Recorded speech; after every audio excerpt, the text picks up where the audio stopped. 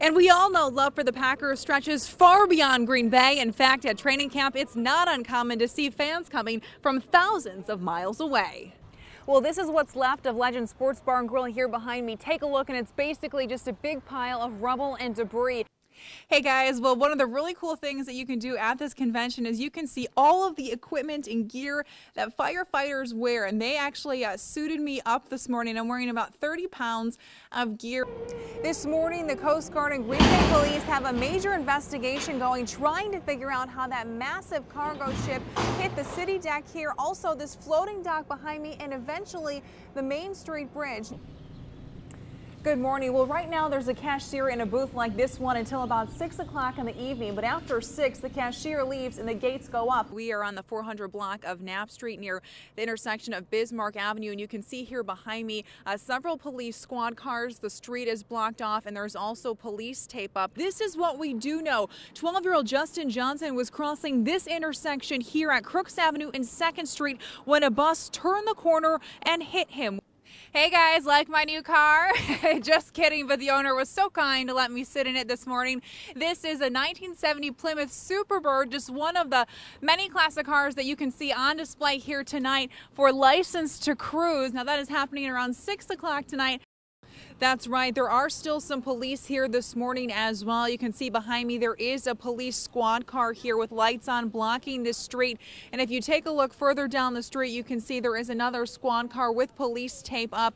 And there has been a decent amount of activity here this morning as well. We've seen some other police cars come in and out of this area. Now, we do know that one of the 4 people shot and killed was a police officer with the D.C. Everest Metropolitan Police Department, but we don't know where in this incident he was killed.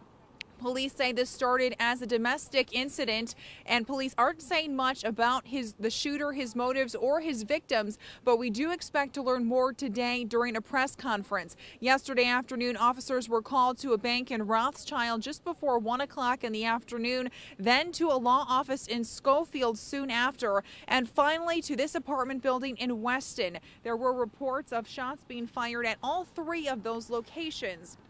A standoff at the apartment building between the suspect and police then lasted for several hours before the suspect was taken into custody. During that time, Everest area schools were placed on lockdown as a precaution, and streets around the shooting locations were closed off. They have since been reopened, but some families in the area were displaced and are now being helped by the Red Cross. When speaking to the media, law officials were visibly upset, saying they're not the only ones affected by this tragedy.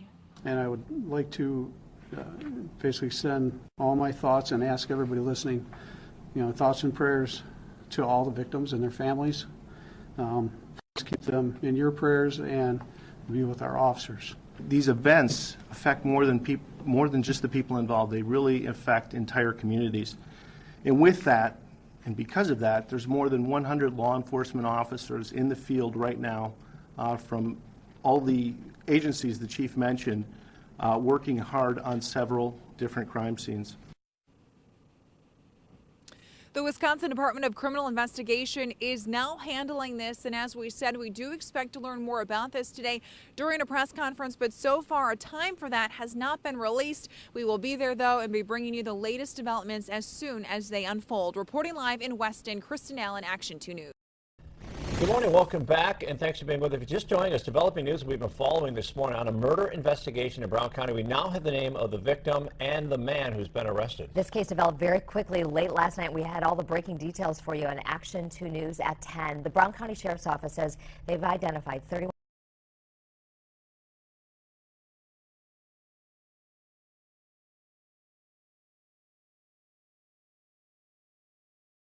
homicide. Her body was found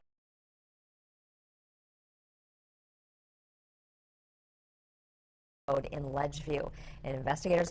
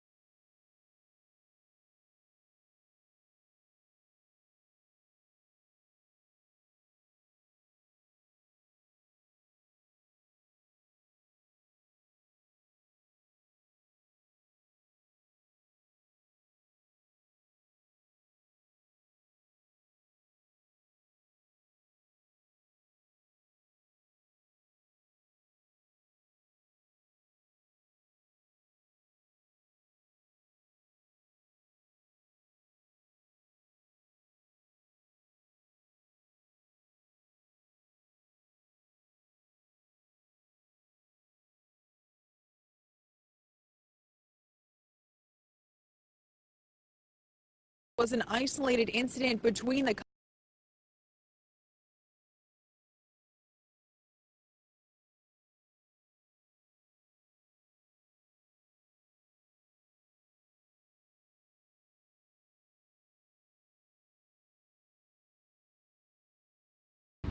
The incident ended here on the 300 block of North Ashland Avenue when that car that was speeding crashed into this house here behind me. Take a look and you can see just the hole in the front porch here. Parts of the fence were torn down and there's just other various debris in the front yard here. But this all started in Ashwaubenon. Green Bay police say that Ashwaubenon Public Safety was trying to stop a car in the village that was traveling at a very high rate of speed. Then, for reasons unclear, stopped pursuing the car at Ashland Avenue and Mason Street. Now, right at that time, a Green Bay police officer happened to be pulling out on Dousman Street and saw that car going very fast. The officer wasn't aware even that the Ashwaubenon public safety officer had previously tried to stop the car. Observed the vehicle get hit, run a flashing red, get hit by another car. The vehicle lost control, hit a tree, and then hit the front porch of a house here on Ashland.